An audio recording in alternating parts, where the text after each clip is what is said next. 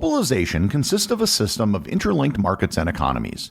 Most people think of this as a modern phenomenon. However, its roots actually go back much further. One of the earliest examples of globalization took place as early as the 16th century.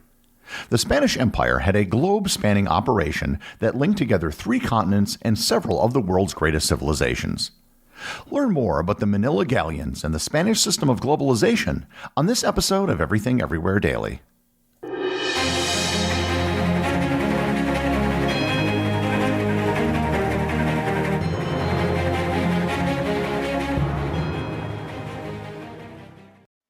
This episode is sponsored by ButcherBox. One of the things I like best about ButcherBox is figuring out all the different ways to prepare the products I get. Cooking a steak can be pretty straightforward, although I'm going to begin experimenting with the sous vide method of cooking, doing what's known as a reverse sear. It's supposedly the best way to cook a steak, and a worthy method of preparation for the high-quality steaks you get from ButcherBox. I also received some ground beef in my last shipment, and made what I've called a meat donut. Instead of pressing the ground beef into patties, I molded it into the shape of a donut, fried it, and then I cooked an egg in the center of the donut. It was actually great. If you would like to try the meat donut, you are in luck, because ButcherBox is now offering free ground beef for a year. Receive 2 pounds of ground beef for a year and get $20 off your first box when you sign up today at butcherbox.com/daily and use code DAILY. Once again, that's butcherbox.com/daily, promo code DAILY. Do you ever wake up in the morning and dread the day, or struggle with feelings of discontent? I'm sure all of us have, and that's why I'm excited to share a podcast with you that I know you'll love, Practical Stoicism. Every day, my friend and host Tanner Campbell examines the ancient text of Stoicism and delivers practical takeaways that you can use to find a more fulfilling life. Stoicism has been practiced by kings, presidents, entrepreneurs, and more. But don't be intimidated. You can benefit and learn from the principles of Stoicism just like George Washington, Nelson Mandela, and Marcus Aurelius did. Practical Stoicism is a podcast designed to go beyond the ancient texts and help newcomers get comfortable with the practical aspects of philosophy. I recommend you check out Tanner's recent episodes on vapidity versus virtue and his interview with Jack Lawrence on the science of philosophy. Listening to Practical Stoicism is an incredible way to make a habit of self-reflection and constant learning. It's a breath of fresh air and a great way to press pause on the stress of your everyday life. You can find Practical Stoicism on Apple, Spotify, or wherever you listen to podcasts. If you wanted to encapsulate the system of globalization in a single image, it would probably be a picture of a container ship carrying thousands of pre-built containers, each filled with items intended for a separate destination. While the current globalization of trade has become highly specialized and efficient, it is simply the current iteration of a system that began almost 500 years ago. The Silk Road could be considered an ancient form of globalization, but it had nothing to do with anything in the entire Western Hemisphere. What I'll be talking about in this episode is usually considered to be the first true system of globalization in that it was truly global. It began in the early 16th century as European naval powers, in this case Spain, sent out voyages of discovery to claim territory around the world. In the Americas, the Spanish claimed an enormous amount of land extending from the southernmost point of South America all the way up to modern-day Canada. Of particular interest for this episode is the area that was called New Spain. This included all of Central America, Mexico, Cuba, Hispaniola, Puerto Rico, and most of the southern and middle United States. However, in 1521, the Spanish also funded an expedition by the Portuguese explorer Ferdinand Magellan, who sailed around South America and then went west across the Pacific Ocean. Magellan actually died during the journey, but some of his Spanish crew, led by Juan Sebastian Elcano, the subject of a previous episode, managed to sail back to Europe, becoming the first people to travel around the world. Along the way, they claimed for Spain an archipelago of islands off the coast of Southeast Asia that was named after King Philip of Spain. We know these islands today as the Philippines. The Philippines was in a very strategic position. From there, you could access Asian markets which had desirable luxury goods. The Philippines, however, was really far away from Spain. The closest Spanish territory was the now New Spain in the Americas. The simple solution was to sail goods from the Philippines to New Spain, but there was a problem. Magellan's voyage found that the prevailing winds at that latitude went from east to west. For decades, Spanish sailors tried to find a corresponding route that allowed travel from west to east. Several ships were lost trying to find this route. It wasn't until 1565, 45 years after the voyage of Magellan, that two Spanish navigators, Alonso de Arellano and Andres de Urdaneta, solved the problem. They reasoned that the trade winds in the Pacific Ocean probably moved in the same way as the winds in the Atlantic Ocean, in a gyre. They sailed all the way up to 38 degrees north off the coast of Japan until they found the winds that blew eastward. They managed to sail across the Pacific Ocean, the first expedition to do so, until they arrived off the coast of Southern California. From there, they followed the coast down to the main Spanish port on the Pacific Ocean, Acapulco. This was the beginning of the Manila Galleon. Here I should note that Manila Galleon refers both to the ship and to the trade route. A Manila Galleon refers to one of the ships which traveled the route from Manila to Acapulco. The Manila Galleon refers to the route and system of trade between the two ports. The Manila Galleon proved to be one of the most lucrative parts of the entire Spanish Empire. The main reason it was so successful had to do with China. For the most part, the Ming Dynasty had no real desire to trade with Europe. The Europeans didn't really have anything that the Chinese wanted.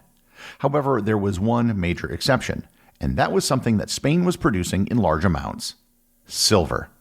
The entire Chinese monetary system at this point was based on silver, and Spain was the largest producer of silver in the world via their mines in the New World, especially those in Peru, Mexico, and Bolivia.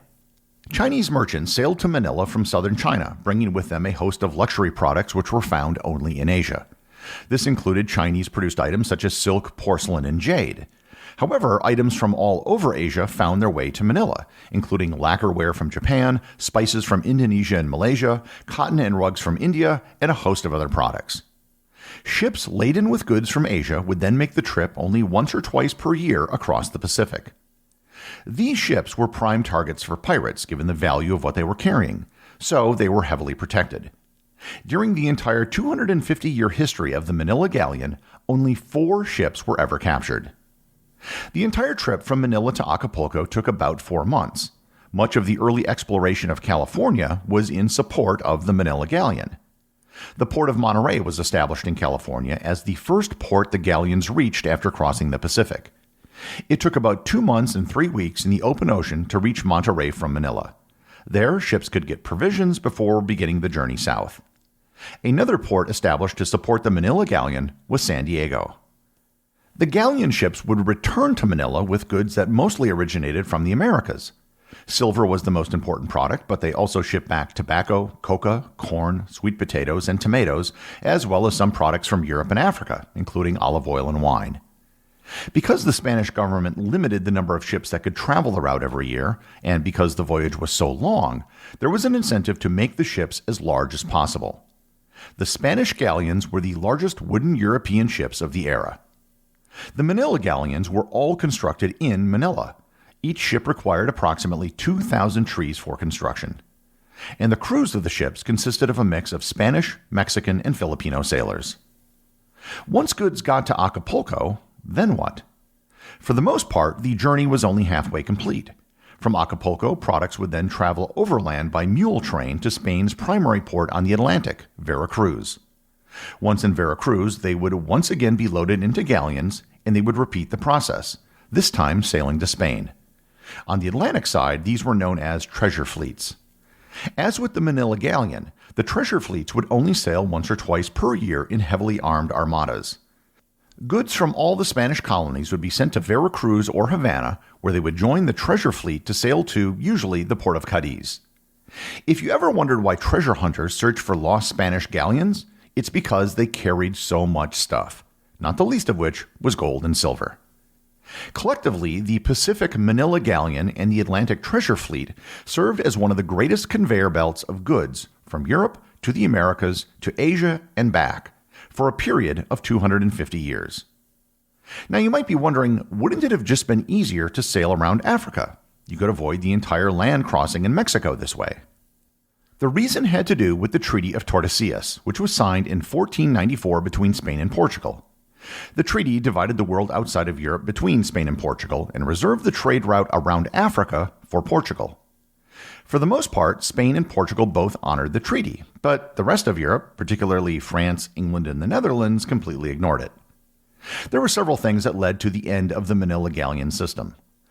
The first of which was part of a series of reforms of the Bourbon dynasty in Spain in the 18th century. This allowed registered ships to sail the route outside of the once or twice annual Armada, and this opened up the trading route to more competition. The big thing that led to the downfall of the system was the dissolution of the Spanish Empire in the Americas. In the early 19th century, revolutions took place all over the Americas, including Mexico. The loss of ports in the Americas made the route impossible, and as such, the last Manila Galleon took place in 1815. Even if Spain had somehow kept control of its colonies in the Americas, the Manila Galleon would have ended anyhow. 19th century advances in sailing, particularly the steamship and the creation of the Suez Canal, reduced the time it took to sail from Manila to Spain to just 40 days. The Manila Galleon, however, has had a lasting legacy. For starters, there was a very direct cultural connection between Mexico and the Philippines. If you've ever been to both countries, you will notice similarities between the two cultures. Many of that comes from having been colonized by the same country, but there were personal connections between them as well. The first community of Asians in the Americas was created in the late 18th century in Louisiana by former Filipino sailors from Spanish ships. Researchers have found higher rates of genetic markers found in Asian populations amongst the people in Acapulco and the state of Guerrero than anywhere else in Mexico. The captains of the galleons kept detailed records of their voyages across the Pacific, most of which have survived to this day. These logs have provided an insight into the general climate of the Pacific during this period.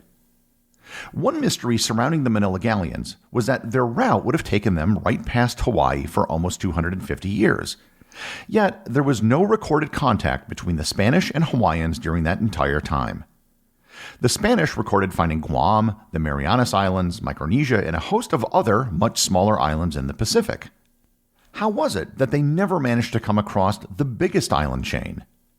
One theory is that they did have contact with Hawaii, but they didn't find anything of value, so they never settled there. This was what they did with other islands in the Pacific at that time. Also, they would have had a vested interest in keeping their trade route secret, so they wouldn't necessarily have documented having found the islands even if they did. There is a ship's log from 1542 by Captain Ruy Lopez de Villalobos, which describes islands that could be Hawaii. Also, there were stories amongst native Hawaiians that were recorded in the 19th century about foreigners who arrived in Hawaii 8 generations before Captain Cook did in 1778. These foreigners supposedly had a large covered ship, had yellow and white clothing, feathers in their caps, wore swords on their sides, and knelt when they arrived on shore. There's no hard evidence of Spanish contact with Hawaiians, but if a Spanish shipwreck were to be found off the waters of Hawaii, it would completely change our understanding of history. Currently, the governments of both the Philippines and Mexico are proposing locations in both countries as part of a joint UNESCO World Heritage Site. The Manila Acapulco Galleon Museum is scheduled to open soon near the Mall of Asia in Manila. The Manila Galleon was the beginning of a truly global trading system. It linked together goods produced on all of the major populated continents on Earth, and for over 250 years created a lasting legacy of trade and cultural exchange that can still be seen in the world today. The executive producer of Everything Everywhere Daily is Charles Daniel. The associate producers are Thor, Thomsen, and Peter Bennett. I just want to thank everyone, including the show's producers, who support the show over on Patreon. If you'd like to support the show, just head over to patreon.com, which is currently the only place where you can get show merchandise. Also, if you want to talk to other listeners about the show, head over to our Facebook group or Discord server, both of which have links in the show notes.